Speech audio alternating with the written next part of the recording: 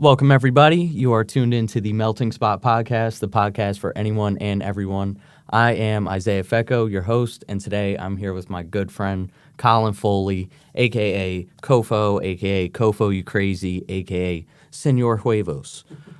And I got to say, it is a pleasure to have you back here at the ATC. How have you been, my guy? I've been good. First off, it's an honor to be here. Thank you so much for having me. I love the podcast title, too, and the whole meaning behind it. That's awesome. I've been really great. It's always great, this campus, obviously, especially this SRT wing and these studios feel like my home base. Yeah. And so it's like a warm, fuzzy feeling. Yeah. Every time I step on this campus. I mean, and it's as soon as you walk in, it's all smiles everywhere, especially with you, because this is a staple of SRT right here, if you don't know. I appreciate that, man. Now, there are a million questions and things I wanted to ask you about, but for everyone's sake and my bank account's sake, I've just limited it to a handful of questions. The first being, how has the transition from Montco to Berkeley been for you? The transition has been fantastic, and a big reason for that is the preparation that I got here in the SRT program. The hands-on relationship with the professors and the students and the wide scope of the industry that we get exposed to, and the workload and the timelines and getting together full productions, all that stuff. Like, there are so many things packed in to the SRT program that by the time I got to Berkeley, I felt totally prepared for the workload and the curriculum overall. Like, there are many times, of course, there's a lot of nice things about the way Berkeley teaches and everything, but I can't tell you how many times I'm in a course and I'm like, oh my gosh, Dave said that one time, or Michael Kelly said that one time, or how, the list goes on, all the faculty. Yeah. So there are many times where I'm really reminded of things we did here, and I feel really grateful for what I can share with my classmates there. And when I can look back onto courses I took here and use it for courses that I'm doing now, I felt like it really developed my ability to perform academically, Montco overall, and then specifically to our trade in the music world and everything. I felt like it really taught me how to speak the language, how to do everything technical, and how to apply it in a scholastic fashion. Yeah. So, and you don't have to go too into detail. I know this is kind of a strange question, but are there any specific things or like general things that you learned in SRT that have made everything, like, I guess, easier facilitated at Berkeley? Quite honestly, it's like an endless list of specific things, because that's what I was thinking. Yeah, no, but I can just, because it's endless, I'm sure there's a few I can think of. Like, one thing 100%, and this was a big thing of Dave's, is how to, as a producer, one of the most important parts of the job is articulating what you want to hear, articulating music, and kind of putting sound into language.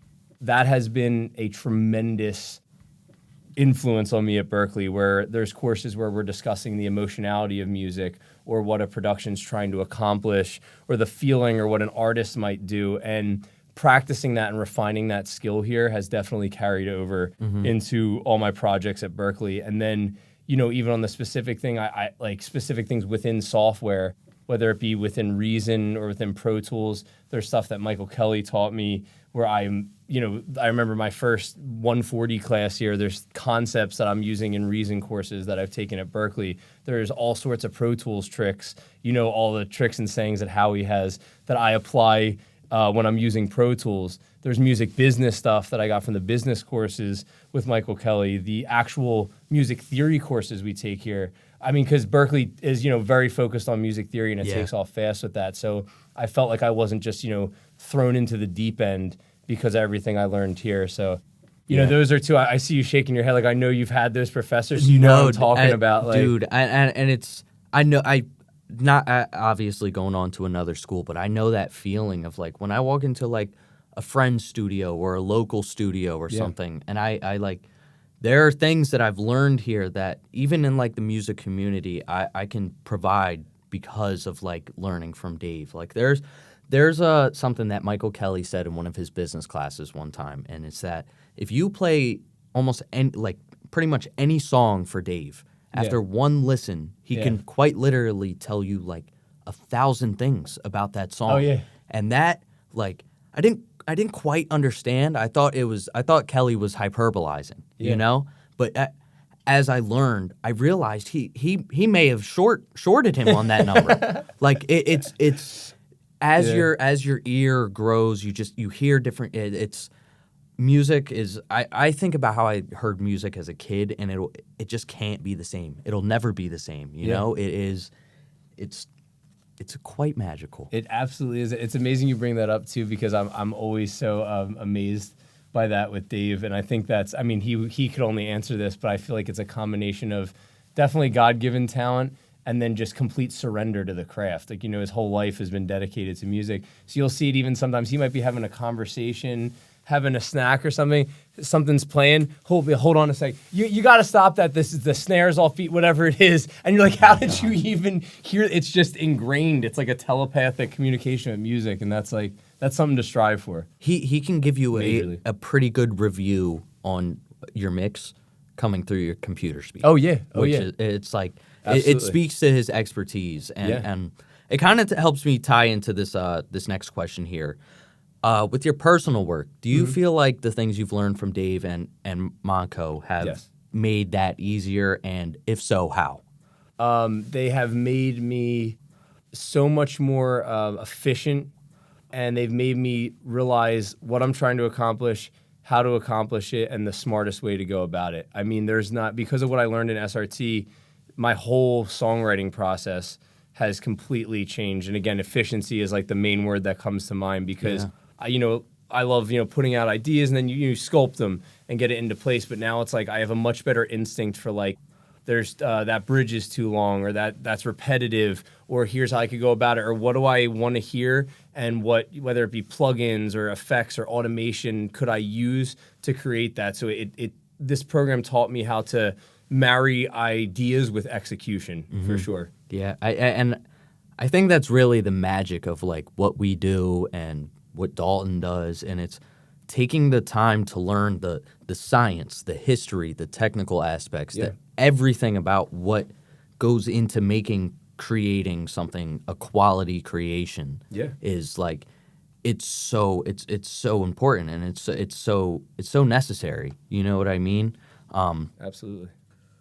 As someone who is considering moving on to Berkeley, I'm going to circle back here real quick. Absolutely, for sure. I don't. My financial situation, I just don't know if it would be a good investment for me. I mean, I have some pretty good grades, like so and so. So, let's say somebody who like no scholarship, like going into Berkeley or anything, wants to continue their educational journey, but it is fearful that it might land them in a hole if they continue on and take out like student loans and stuff.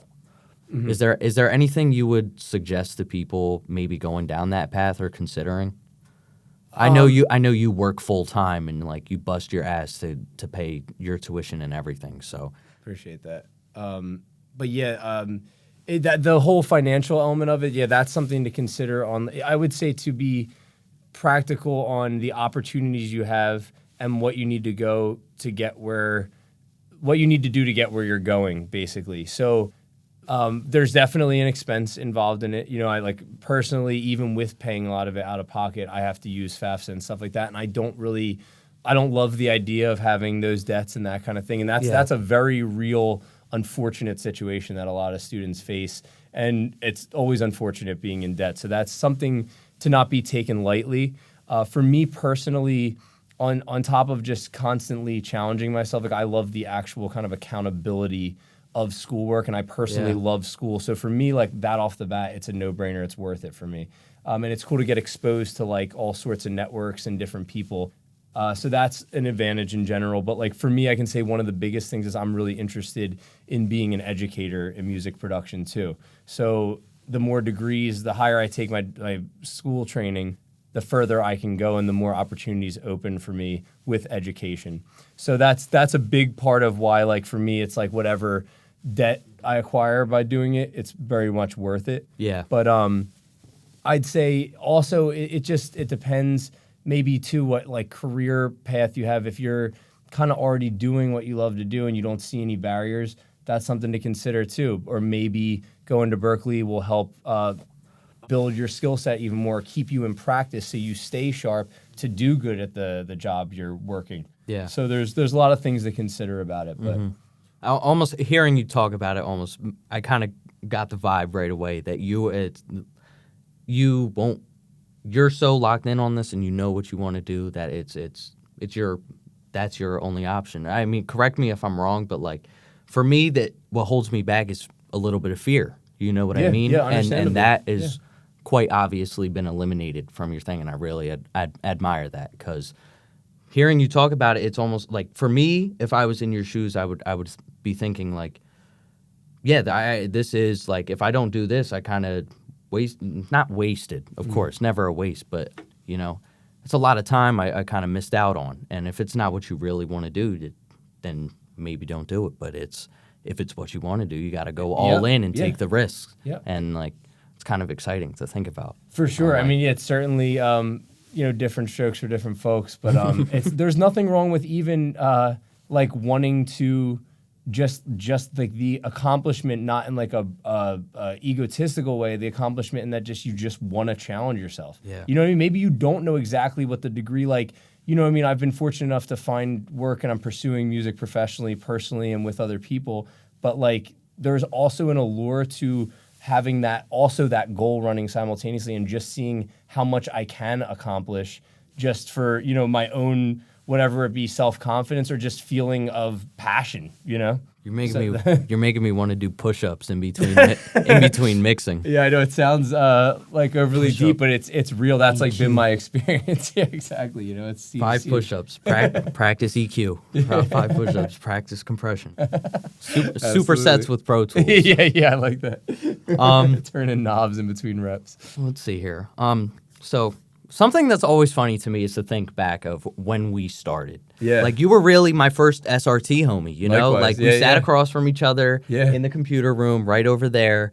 Nobody knew each other's smiles or anything for like a full year. We all had to go in there with latex gloves, and then our hands get all clammy, and it's like it's such a good memory to think back on. And it's just insane to see how far you've come, and even myself, and like it's so great to be back here and have you back here. The same, man. All the same. Yeah, I always dude, think back to this time. It's great, dude. Like, you guys don't know, but like, I've had some heart to hearts with this guy right here, like tears shed, like legitimately. It's and, true. and he like, man, Go to this dude if you need stuff. Also go to Dalton. Like, I love these dudes are great. These guys are great, and my homies in the studio and everything. It's just this. It's what Monco has to offer. It's what I'm really trying to highlight with this podcast here, is that it is a melting spot, dude. And leaning on each other and helping each other is like, that's what we need, especially in Philly, man. And like in my scene, like the hip hop scene, there's so much ego and competition, and it's just, when you break that down, dude, like me and you, it's just with ease. But like, when you're able to do that with everybody, it's just, it helps the scene. You know what I mean? Absolutely. And Philly, Monco, like Delco area is such a great scene. And I really hope I can do something and bring it together here. You will, man. I'm sorry I kind of made that about myself. No, dude, do it up, man. Dude, we all learn from hearing that too. That's great stuff, and I love it, man. The family like mentality at Monco it truly feels like a family, and that whole idea of rooting on the next person, like we all rise together, man. That is so valuable. Like, there's so much time wasted It's not a competition. Like, we all have our own personal things to contribute, and we work together, and it bubbles up in this amazing way. That's why the energy's so like amazing in these halls all the time. And when we see each other outside of here, it's like the family reunion. We run into each other or something. Online. Yeah. Online. Like, we all support each other. It's nonstop. Going here has made me understand church more. Yeah. No disrespect to anybody who's so important I think it is to find something higher than yourself. And that's what I get here, and I think that's what this place gives like everybody. And we got our pastors and Dave and Howie and Michael and Porter, and it's so many, and Lewis and Ron and Nate and Quinn and the whole gang, Evan. Oh my gosh, strong. And it's such a color palette of character. I never want to leave anyone out. It's so hard for me because there's so many people to thank, and the students, everybody. It's just like, so you start if you're thinking listening to this, everyone involved in SRT, thank you. Oh my God, Justin sent me a text right before I started and said I'm having a get together and Pete's gonna be there. And I saw Pete a few months ago, but like it just spirals. And then I think of Ethan who was doing his live stuff and everything. Ethan's killing it, man. And I don't know if you've seen Judah he's at Nashville. He's been doing live stuff. I love seeing that too. Working with crazy setups. And it's this place sets you what you put into this place, you get out of this place for sure. I mean, this is something I'm hopefully going to get something out of here. And I wanted to ask, do you have, before we wrap up here, because it is thundering and we've got a pretty good recording going, and I don't want to lose it. Is there anything personal you're working on, anything with Dave, anything at all you want to promote to people, your Instagram, anything? Tell everybody where they can find your stuff, what it is, at whatever. Okay, so I'm wearing a lot of hats right now, so let me think. I'm fortunate too. So first off, personally, my Instagram is at Cofo You Crazy, and my website is www.cofoyoukcrazy.com, and that's for my personal artistry. So I'm working on an album, which was kind of inspired by a lot of stuff here, and I'm working on finishing that up. Hopefully by the fall, I'm going to release that. And speaking of applying of a lot of stuff learned and approaches, a lot of things are going to be in that. So I'm really excited to have a official studio release done professionally from the things I've learned over the past few years. Dude, I'm excited. I can only think of what you've compiled into there, dude. I can only think. But thank you, man. I'm excited for that. And then I've just officialized I'm starting a production company myself called Paragate Productions, which is thank you. I appreciate that. I appreciate it. Not even a year removed from Monco, starting a company. Thanks, man. But there's that, and then, dude, I got to shout out Ivory Productions because I've been fortunate enough to work alongside Dave a lot at his studio, and there are so many exciting things going on there. We actually have a big event coming up on, I don't know if this will air on anything, but it's on July 12th at the World Cafe, which will be a showcase of a lot of the artists Dave produces. So that has been an amazing gift, just the things I've been exposed to there, and what I learn every session with Dave is amazing. And then for SRT students, I'm tutoring here, and I tutor inside and outside of Monco for Monco students and non-Monco students. So looking to spread the gifts that I was given here to other people, because there's no better joy than seeing music production kind of take hold of someone who's really passionate, you know? And even with that fat-ass plate of food you got there, you don't look a day past 22. Thanks. All right? That works out with returning to school later. Dude, I hope so. it's been a goddamn pleasure, dude. Thank you. Thank you so much for coming through. That's it, man. I love you, bro. Yeah, always dude, a pleasure. I love you too, dog. Thank you again. Thank you, Dalton. Thank you for having me. Thank you, Jordan and Brahm. Man, for real. Yeah, and this has been The Melting Spot. I'm your host, Isaiah. Cofo, Dalton, Brahm, Jordan in the room. Thank you all. Have Thank a you all one. for being here. I appreciate it.